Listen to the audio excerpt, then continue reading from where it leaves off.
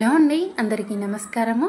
యమదీపం ఈరోజు పెట్టడం కుదరని వారు మళ్ళీ ఏ రోజున ఈ దీపాన్ని పెట్టుకోవాలనేది ఈ వీడియోలో చూద్దాం. ధనత్రయోదశి రోజున యమదీపం పెట్టడం అనేది చాలా ముఖ్యమైనది. కానీ ఆ రోజు ఏదైనా కారణాల వల్ల ఈ దీపం వెలిగించలేకపోతే శాస్త్రాలు కొన్ని ప్రత్యామ్నాయ రోజులను సూచిస్తున్నాయి. ఆ రోజులు ఏవో ఇప్పుడు తెలుసుకుందాం. నరక చతుర్దశి, ఇది ధనత్రయోదశి తర్వాతి రోజు. ఇది అత్యంత సమీపమైన రోజు. ఈ రోజున యమదీపం పెడితే కూడా ధనత్రయోదశి సమాన ఫలితమే వస్తుంది. దీపావళి అమావాస్య రోజున రాత్రి.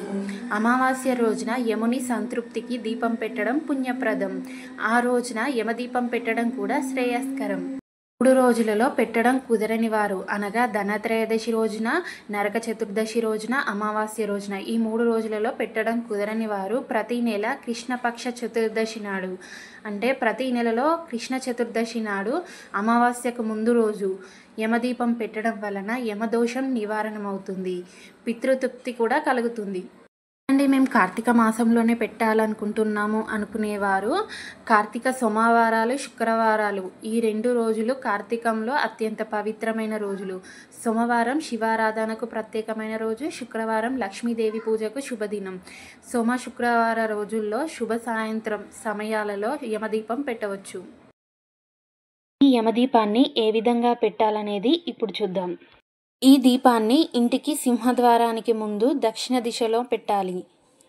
ఈ దీపం పెట్టడానికి గోమయ దీపం లేదా మట్టి దీపం మాత్రమే వాడాలి. గోమయ దీపం అనగా ఆవు పేడతో చేసిన దీపం. ఈ దీపంలోకి నువ్వుల నూనె ఉపయోగించాలి. దీపం పెడుతూ యముణ్ణి స్మరిస్తూ ఈ శ్లోకం చెప్పాలి. మృత్యున పాశహస్సేన కలైన భయదేన చ దీపోపసర్పణం దత్తం త్రయోదశం నా యాతుమి.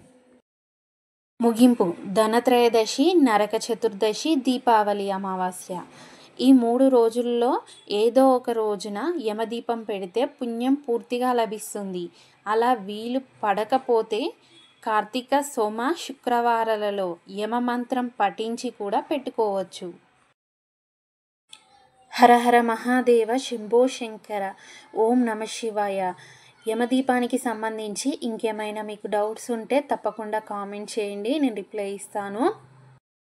ఈ వీడియో కొందరికైనా ఉపయోగపడుతుందని ఆశిస్తున్నాను. ప్లీజ్ వీడియో నచ్చినట్లయితే ఒక్క లైక్ చేసి మన ఛానల్ని అయితే సపోర్ట్ చేయండి friends. Thank you for watching.